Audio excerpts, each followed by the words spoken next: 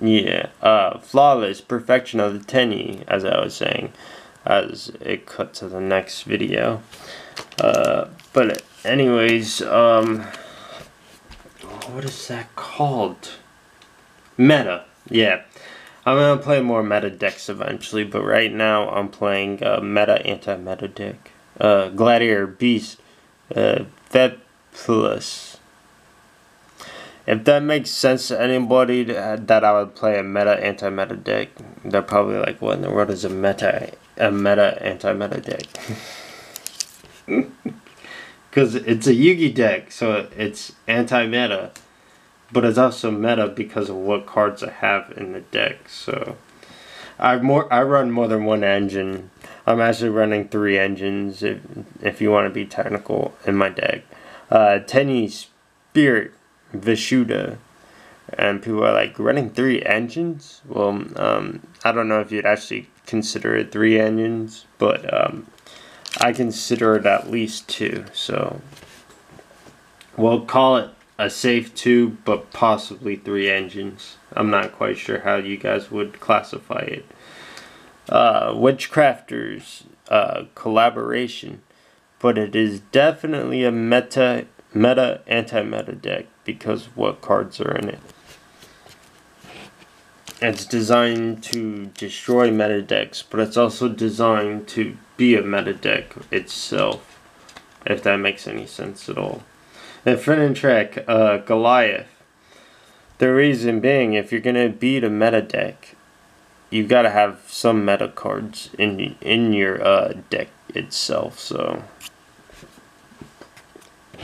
saying it's just anti-meta deck would be wrong, because to be an anti-meta deck you gotta have to have meta cards in your deck. So I don't know, that's just the way I view it.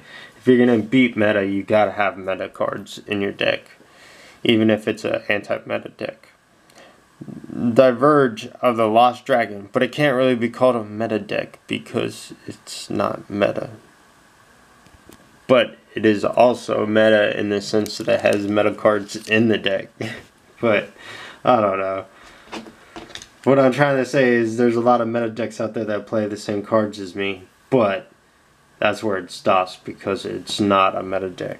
Witchcrafters, Adele. I always thought this card looked really cool. The effect of the background, very nice. And then what is that? It's I can't even really tell. Is it like a head dressing or something for her hair? I don't know. But whoever designed that card did a very good job. Astral Ghouls. I've always wanted to do a zombie deck again.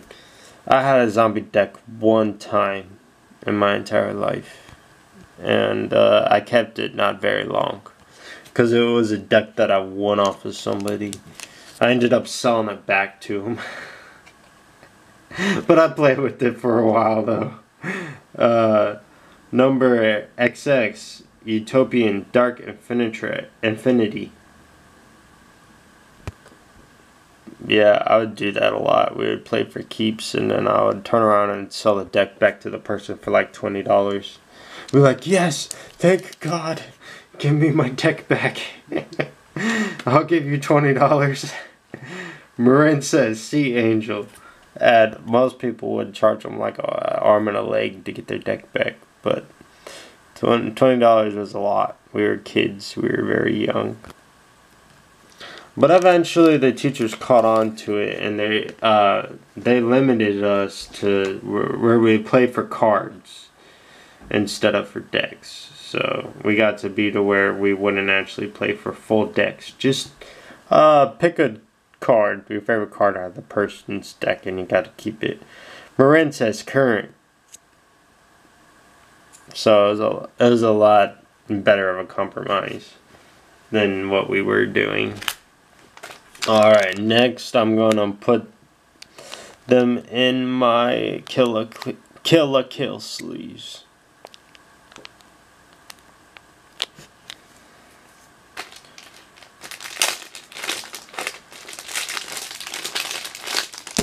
I'm just trying out all my new sleeves. I've already used these before, so I don't really need to try those ones out. But so far it looks like out of all the ones that I've bought so far, the Ash Blossoms are the best. We'll see if the Killer Kills are better than the Fate Stay Night ones. Is that what it's called? Fate Stay Night? Yeah, Fate Stay Night. Anyways, getting sidetracked by my sleeves. Neo Space Connector.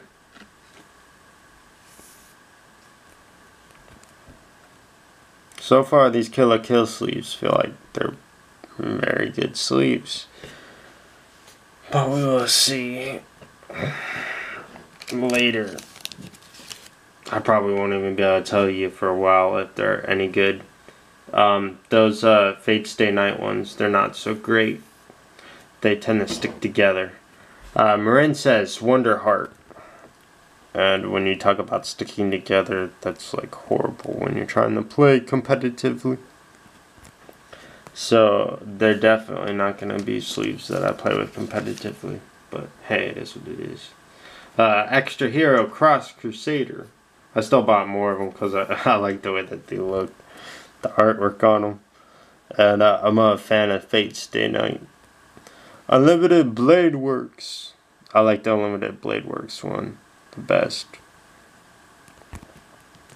I myself am a swordsman, so that's another reason why I like it so much. Abominable Chamber of the Unchained.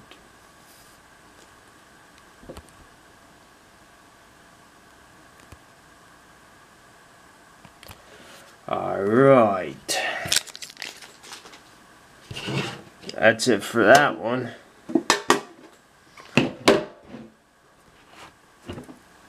I do have a structured deck to open too.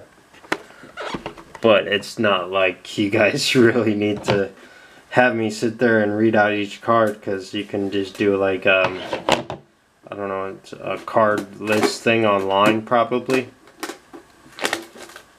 But all of them are the same.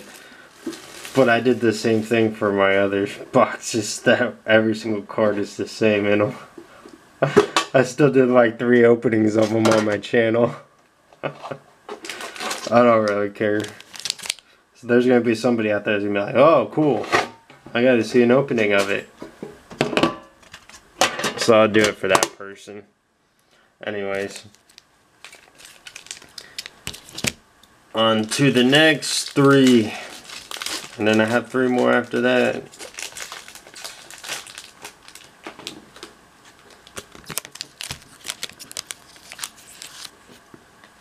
Alright, Infinitrack Crab Train. Great, another Infinitrack. Lovely. You can tell I don't like Infinitracks. Can't you? Dino Wrestler Terror Parkeruru. Again, don't like Dino Wrestlers. But it's inevitable when you're a product opener, you're going to get cards that you don't like amongst the cards that you do like. That's just part of being a product opener. I never liked buying singles or trading. I've just hated it always. I mean, I've tried to do it before, I just don't like it. Marin says Crown Tail. I just like opening products. I mean, I'd rather spend $2,000 to get a deck that I like than go out and spend $200 and get the deck that I like, but then not have all these other cards that I could build other decks with, and collect in that. I'm a collector. I'm a deck builder and a collector. I like to battle and I like to collect too. Witchcrafters Drapping, but I don't expect to ever sell anything anytime soon. I'm mainly just building my cards. Eventually I'll probably sell my excess ones. Salamangreat Burning Shell. Like, or I might even do some trading eventually.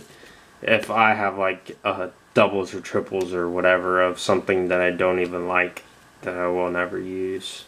Tyrant Dino Fusion. Eventually, what I'm going to do is take my sleeved up ones that I have in binders already. I'm going to eventually get them all into a binder, but separate out the ones that I know that I'm never going to play for sell or for trading. Moraine says Crystal Heart, like all these Dino Wrestlers and that, oh, they're definitely going in the sell or trading binder. Yeah, it is what it is. Get Out. That's the name of the card, if you're wondering.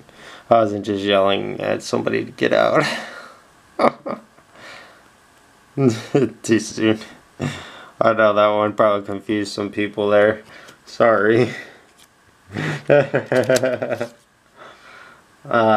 Witchcrafter, pottery, or pottery, or potteria, something like that.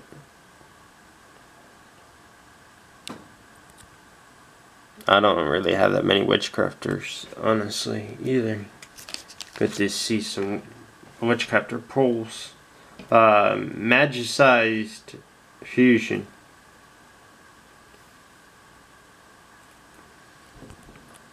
Fusion summon one spellcaster fusion monster from your extra deck by banishing fusion materials listed on it from your field or graveyard. You can target one magicized fusion per turn. That definitely could be used in my Yuki deck that I have right now. I don't know. There's going to be so many different versions of it. I'm just going to have to go to locals when locals open back up again and play it and see how it goes and see if it needs to be tweaked or whatnot. Witchcrafter's Creation, because I have not played competitive before. I mean, I'm used to playing against other people for keeps and stuff, so I mean, like, I'm a good battle person, battler, whatever you want to say. I'm good at Yugi, but Marin says Sea Hornet, or Sea Hornet. Marin says Seahorse. Whoops. But yeah, I'm not used to the rules of competitive and stuff like that. I've never played competitive before. Yeah, and the rules have changed a lot since when I was back battling originally. Because when I was back battling originally, there was no such thing as XYZ. Or, am I even saying that right? XZ's monsters or whatever. Gladiator, Beast, Atorix. There wasn't such thing as Link monsters and all that. There was only fusion monsters and regular monsters. That was it. Yeah, so it's quite a big leap of a difference. It's quite a big difference. Quite a big change in the gameplay. Dino Wrestler, Gaga, Spinosavati. So, yeah, and synchro monsters and stuff like that did not exist when I was playing for keeps and actually battling people on a daily basis. Dark Factory of More Production. So, I'm not really familiar with how to play the game now. But that's why I want to go to locals and get some experience with it. I'm going to do some more research into it on how to play and stuff like that before I actually go. And get really studied up into my deck. Because right now I don't know anything about my deck, honestly. I couldn't even tell you what's in it. I know that there's Dark Magicians and Dark Magician Girl, but that's about it. Anyways, yeah. Marin says Battle Ocean. I don't know if I even said that card name. Spiritual Entanglement. If I forget to say a name, sorry. Or forget to show a card properly, sorry. But anyways, yeah, so I really want to get into it though. I want to get into the tournament scene really bad. Draw, discharge. I want to actually win a tournament and be like, yeah, I'm a legitimate Yugi battle or whatever. Duelist, yeah. I'm sorry, man. Corona's like messed with my head and everything. It really does, though. It messes with you so bad. Oh, man. It makes it hard for you to think and think right. Anyway, so here we go. Yeah, I'm quite the duelist. I just don't have any tournament repertoire to my name. Salamangreat, Violet, Chimera. Oh yeah, and there was ritual cards too back in the day when I was battling originally. Yeah, when I was dueling originally, there were ritual cards. I don't know if I mentioned that. Defender of the Labyrinth. Well, I don't know if I know for a fact I didn't mention it. Anyways, yeah. And I did the Mandela effect because originally they came out with the God cards, and yeah, they were the playable ones with the effects and everything like that. Apparently, in this reality, they came out with dummy cards that you couldn't even use in tournaments. But in my reality, the cards that first came out with were actually competitively viable in the tournament scene and were used in decks originally. XYZ Slidorphin. But yeah, so apparently they're saying that originally the only cards that were the god cards were the fake ones that you couldn't actually use in the tournaments. But that's just in this reality. If you want to see more about me talking about that, I did a Yu-Gi-Oh! Mandela Effect Tyrant Farm. So you can go watch that. My camera's about to cut off. I'm going to have to charge this battery and put my other battery in. Witchcrafter Draping. But I'm going to run this battery till it cuts off. Chain Hole.